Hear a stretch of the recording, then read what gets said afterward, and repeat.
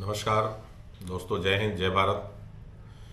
आज हम power tools की सीरीज में आपके लिए वीडियो लेकर के आए हैं। कंप्लीट वीडियो है ये वेल्डिंग मशीन्स के ऊपर। देखिए, जनरली जो आज के डेट में ज़्यादातर मार्केट में चल रही हैं वो तीन तरह की मशीनें होती हैं। एक होती है आर्क वेल्डिंग मशीन, दूसरी होती है मिग वेल्डिंग मशीन और तीसरी होती है टिग वेल्डिंग मशीन। अब arc welding machines, MiG welding machines और टिग वेल्डिंग मशीन्स क्या होती हैं, ये हम आपसे आगे डिस्कस करेंगे। आज हम आपसे जो स्पेशली जिस सेगमेंट्स में बात करने वाले हैं वो है आर्क वेल्डिंग मशीन्स।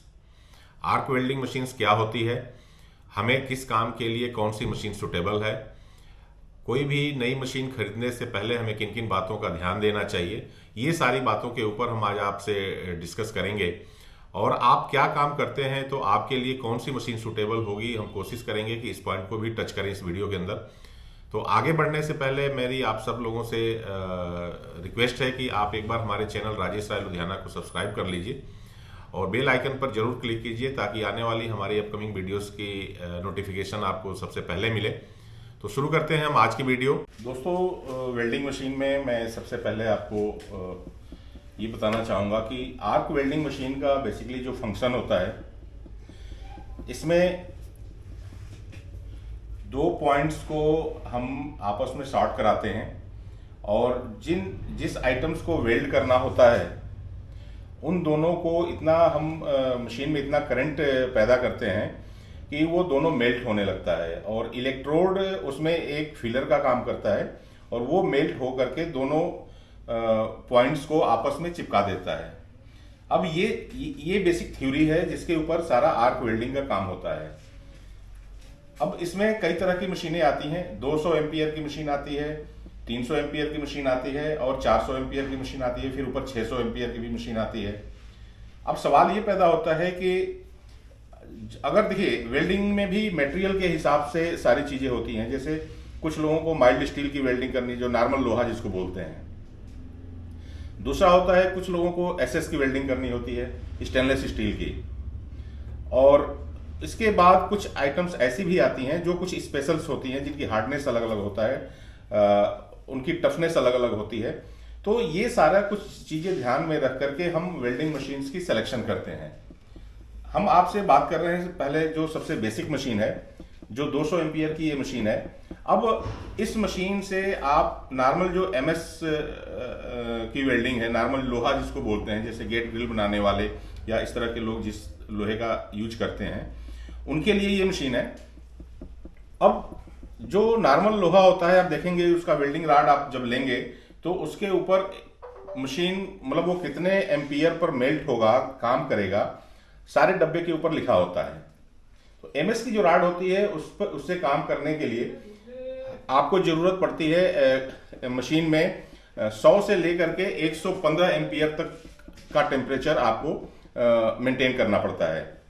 अब मशीन के अंदर होता यह है, सारी मशीन, चाहे आप छोटी मशीन ले रहे हैं या बड़ी मशीन ले रहे हैं, उसमें जो एम्पियर सेटिंग होता है वो 0 से लेकर के और आगे आप 250-300 एम्पियर तक सेट कर सकते हैं।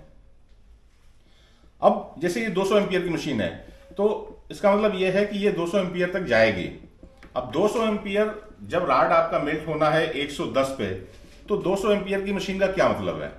ये एक समझने वाली बात है कि 200 एम्पियर मशीन पे लिखा हुआ है तो ये 200 एम्पियर तक तो जाएगी, लेकिन इसका जो रेगुलर वर्किंग है वो किस एम्पियर पर परफेक्ट रहेगा, ये हमेशा समझ करके आप वेल्डिंग मशीन परचेज कीजिए।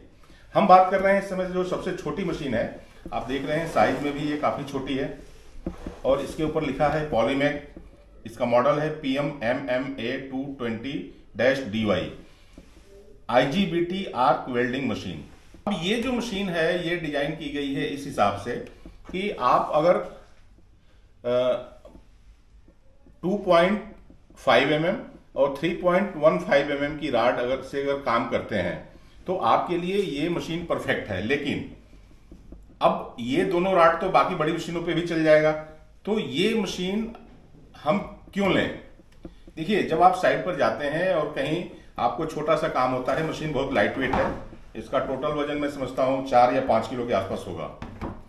तो जब आप साइट पर जाते हैं, हाइट पे काम करते हैं, थोड़ा मोड़ा आपको काम करना होता है, हार्डली 1 राड या 2 राड इस तरह से ज्वाइंट करने होते हैं, उनके लिए मशीन परफेक्ट है। अब दूसरा सवाल यह आता है कि अगर ये 200 एम्पियर की मशीन है और वेल्डिंग राड मेल्ट करने के लिए आपको चाहिए होगा 110, 115, 120 एम्पियर तक का ही, तो ये बाकियों में काम क्यों नहीं करेगी? और यहीं एक आकर के दुकानदार जो होते हैं आपके पॉकेट को एक बार वो जज करते हैं और फिर उसके हिसाब से आपको कोई भी मशीन बेच देते हैं। लेकिन जब भी आप जा रहे हैं मशीन परचेज करने के लिए, तो आपको ये समझना बड़ा जरूरी है कि आप जो काम करने जा रहे हैं उसका वेल्डिंग का आपका टाइम ड्यूरेशन कितना होगा, आप कितनी देर तक काम करेंगे। देखिए 1-2 राड के लिए तो मशीन परफेक्ट है, आप इसके ऊपर 3.15 जिसको 10 नंबर कहते हैं, 10 नंबर की जो राड है उसको आप चला सकते हैं। लेकिन आपका वहां वर्किंग कंडीशन क्या है, आपको जो पावर सप्लाई मिल रही है वो कैसी है, आप कितना जनरेटर यूज करते हैं वो उसके ऊपर डिपेंड करता है। तो आपको एक ऐसी मशीन में जाना पड़ेगा जो काफी रफ मशीन हो। अब रफ मशीन का मतलब यह है कि आपको इस मशीन का जो कैपेसिटी है, जो इसके बाद एक और 200 एम्पियर की मशीन आती है, ये जो मशीन है ये बेसिक वर्क, वेल्डिंग वर्क के लिए है। जो लोग घरों में मेंटेनेंस का काम करना चाहते हैं उनके लिए ये बेस्ट मशीन है। जो कहीं टाके लगाने वाली जो बात आती है कि कहीं जाना है 2-4 टाके लगाना है, उनके लिए ये बेस्ट मशीन है। लेकिन अगर आप रेगुलर बिजनेस पर्पज से अगर मशीन लेना चाहते हैं तो इसके ऊपर वाले मॉडल में आपको जाना पड़ेगा। का जो मॉडल है वो है ये, देखिए इसके ऊपर पॉलीमेक की ये मशीन है और ये मशीन है PM300Y, इसका ये मॉडल है। डीसी इन्वर्टर वेल्डिंग मशीन है, ये आर्क वेल्डिंग मशीन है और इसमें ऑन ऑफ स्विच यहाँ दिया हुआ है।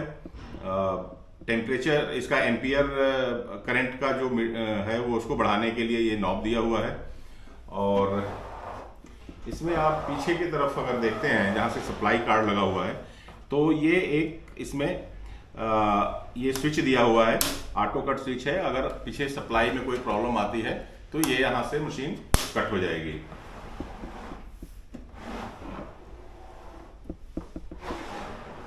ये मशीन है 300 एम्पियर की।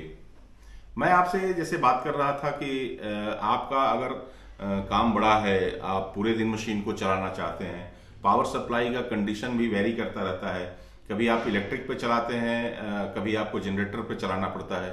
तो देखिए इलेक्ट्रिक और जनरेटर की पावर सप्लाई में एक फ़र्क ये आता है कि जब आपका सपोज कीजिए कि आप 7.5 किलोवाट का जनरेटर रखे हैं और आप उसके ऊपर काम कर रहे हैं, आप अगर उसके ऊपर मल्टी मशीन अटैच किए हुए हैं, 2-3 मशीनें अटैच हैं, तो जब एक साथ सारी मशीनें चलती हैं तो पावर फ्लक्चुएशंस आता है जनरेटर्स के अंदर।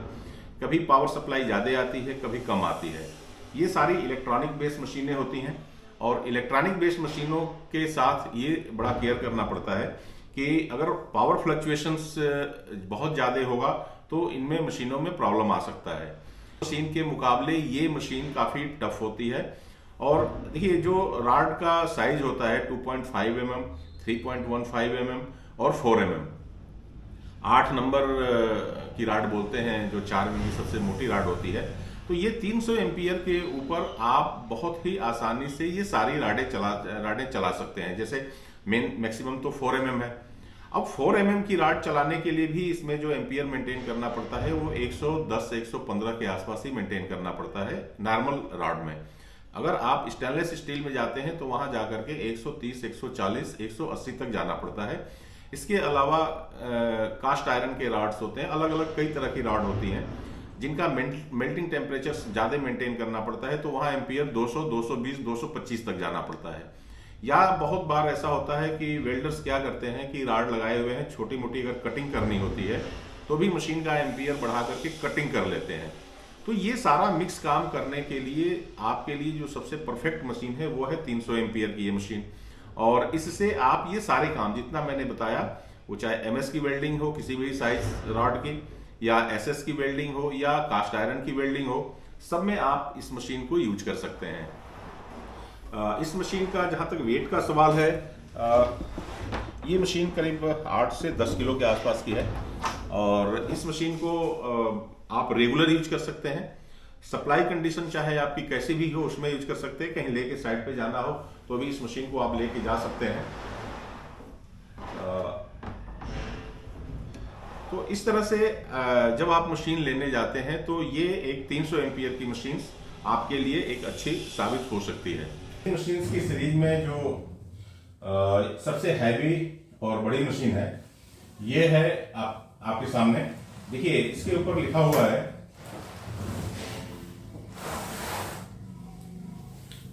पॉलीमैक DC inverter welding machine IGBT module PM400Y। अब ये जो मशीन है यहां लिखा हुआ है मलेशिया, पॉलीमैक कंपनी का नाम दिया हुआ है। आगे जो इसके कनेक्टिंग पॉइंट्स हैं वो कुछ इस तरह से हैं, बोल्ट से टाइट होते हैं वायर। और मशीन्स के अगर हम बैक साइड को देखें तो यहाँ पर ये कनेक्शन है, काफ़ी इसकी मोटी हैवी केबल है। और ये एक यहाँ पर स्विच दिया हुआ है, ऑटो कट स्विच है, ये MCB बोलते हैं इसको।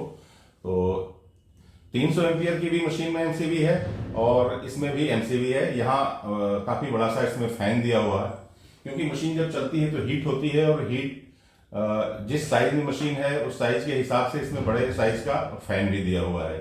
ये 3 फेस की मशीन है, 400 एम्पियर की मशीन है और ये 3 फेस में आती है। ये मशीन सिंगल फेस में नहीं आती है। बाकी की जो मशीनें आपने देखा 200 एम्पियर की या 300 एम्पियर की, वो मशीनें सिंगल फेस में आती हैं। अब ये जो मशीन है ये इंडस्ट्रियल पर्पज की मशीन है। अगर आप बड़े लेवल पर आपका फैब्रिकेशन का काम है, और ये मशीन लेकर के मूव करने वाली मशीन नहीं है। ये मशीन को एक जगह रखना होता है, वहीं पर रख करके आप इस मशीन से काम कर सकते हैं।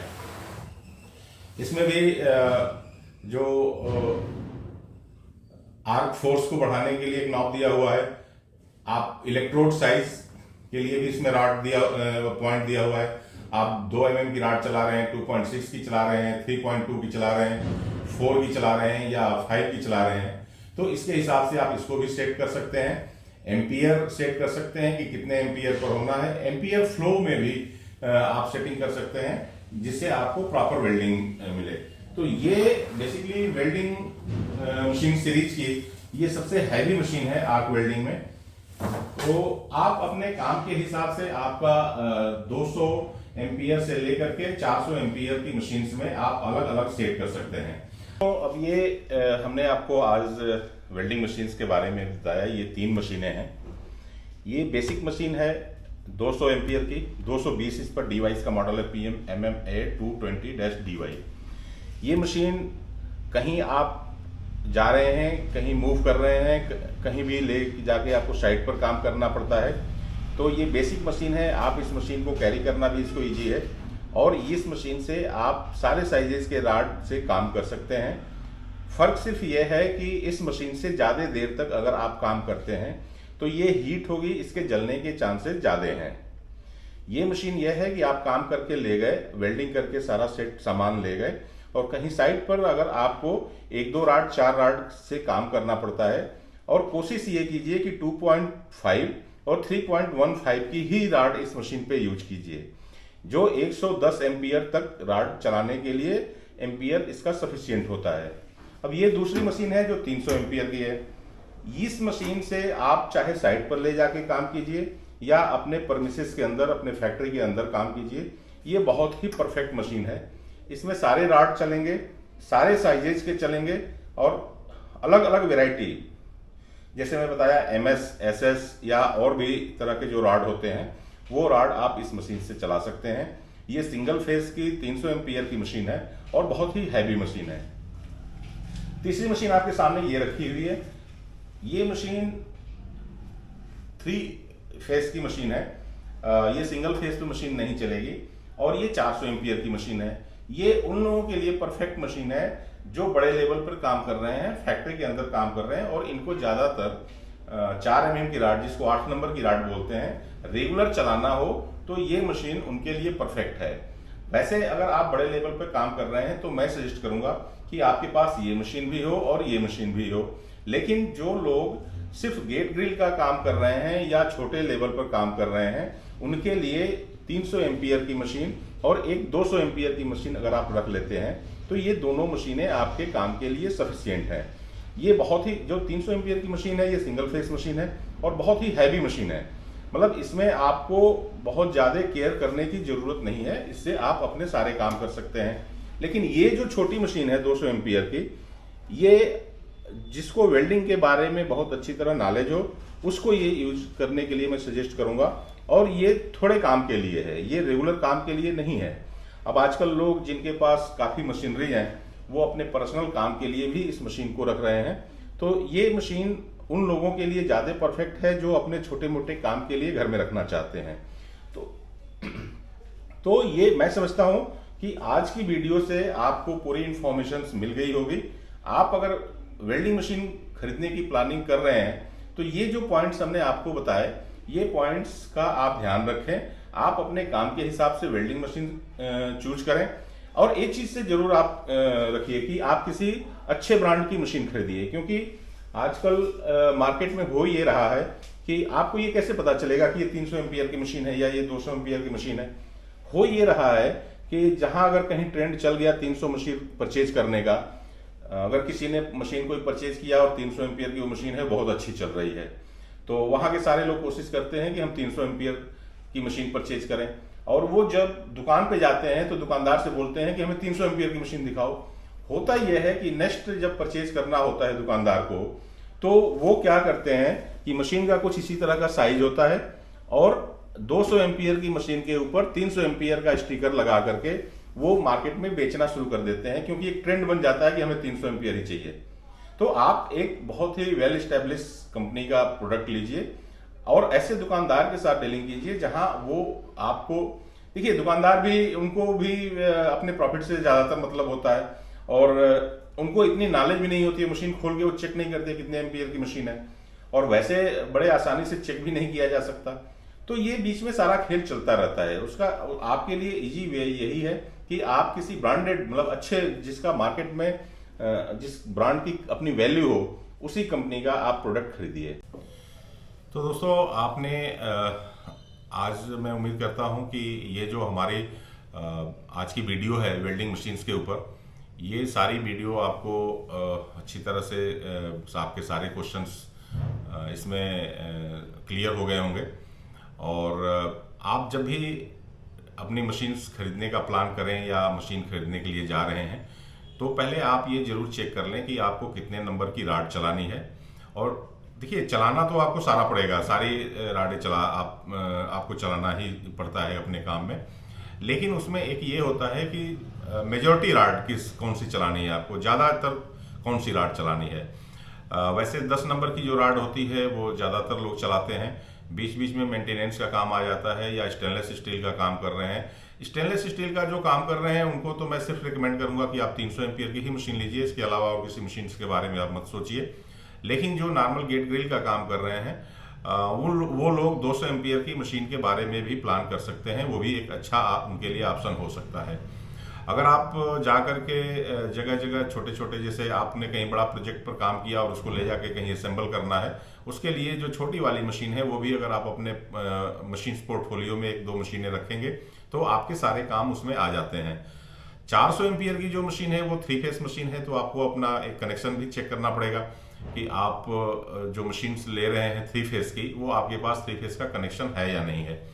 ज़्यादातर साइट्स के ऊपर 3 फेस जनरेटर्स नहीं मिलते हैं, तो ये मशीन रिकमेंड हम करते हैं कि जिनका प्रॉपर अपना फैक्ट्री सेटअप हो वही लोग लें। वैसे आप के लिए जो 300 एम्पियर की मशीन है ये बहुत वेल सफिशिएंट मशीन है और इससे आप अपना लगभग सारा काम कर सकते हैं। स्टार्टिंग में मैं सजेस्ट करूंगा कि आप 200 एम्पियर की एक मशीन लीजिए, उससे आप काम कीजिए। और 200 एम्पियर की सिंगल फेस मशीन होती है और उसके ऊपर भी 315 की राड, जो 10 नंबर की राड बोलते हैं, इसको आप आसानी से इस पर काम कर सकते हैं। 200 एम्पियर और 300 एम्पियर में फ़र्क थोड़ा सा ये हो जाता है कि अगर कोई आप अपने यहाँ एम्प्लॉय रखते हैं जिनको वेल्डिंग मशीन्स के बारे में बहुत आइडिया नहीं है, तो भी वो 300 मशीन्स उनके लिए सही रहेगी, वो जल्दी उसमें ब्रेक डाउन नहीं आएगा। देखिए, बहुत बार ऐसा होता है कि जब आप काम कर रहे होते हैं तो मशीन अचानक आपकी ख़राब हो जाती है, आपको लगता है कि ये ऐसा क्या हुआ, मैंने तो कुछ किया नहीं, काम कर रहा था, होल्डर रखा और ऐसा हो गया। देखिए, इसमें होता यह है कि आप अर्थ वाले पॉइंट को अपने जॉब के ऊपर कनेक्ट किए होते हैं, और काम करते करते बहुत बार ऐसा होता है कि आप अपने जो मेन आपका होल्डर है जिसमें आप इलेक्ट्रोड लगाए हुए हैं वो भी कहीं अर्थ के टच में रख देते हैं। अब आपको पता नहीं चलता है, और ये इलेक्ट्रॉनिक प्लेट बेस्ड मशीनें हैं, ये उस तरह के अगर कुछ देर तक रखी रह जाए तो अंदर प्लेट शॉर्ट कर जाती हैं। तो ये एक दो ऐसी चीज़ें होती हैं जो मशीन्स के यूज में आपको ध्यान रखना चाहिए। मुझे एक इंसिडेंस याद है, एक हमारे मित्र थे, वो मशीन लेकर के आए पहली बार, और मशीन ले आए घर पे, उन्होंने कनेक्शन डाला और मशीन से वेल्डिंग करना शुरू किया, और उन्होंने देखा कि हमारी मशीन तो चल ही नहीं रही है, सप्लाई बता रहा है, सब कुछ ठीक है, लेकिन इलेक्ट्रोड जो है स्पार्क नहीं कर रहा है, काम नहीं कर रहा है। वो वापस करने के लिए लेके चले गए कि भाई तुम्हारी मशीन तो चल ही नहीं रही है। वहां गए तो पता चला कि जो एम्पियर वाला नॉब है वो 0 पर था। तो जब भी आप मशीन स्टार्ट करें उसके सारे पहले फंक्शंस को स्टडी कर लें, पढ़ लें, और जैसा मैं बताया आपको कि MS जो रॉड हैं, जो बेसिक रॉड होते हैं जिससे वेल्डिंग का काम होता है, उनके लिए 110 के आसपास का जो एम्पियर है वो सफिशियंट होता है। तो वो चीज़ आप उसमें चेक कर लें और उसके हिसाब से ही आप काम करें। तो ये कुछ छोटी छोटी बातें हैं जो मशीन परचेज करने से पहले आप ध्यान दें, और इस हिसाब से आप जाएं मशीन परचेज करें। तो मैं उम्मीद करता हूं कि आज की इस वीडियो में आपके सारे क्वेश्चंस के जवाब मिल गए होंगे, और आप मशीन परचेज करने में इन पॉइंट्स का जरूर ध्यान रखेंगे। तो आज की वीडियो देखने के लिए आप सभी लोगों का बहुत बहुत धन्यवाद। जय हिंद, जय भारत।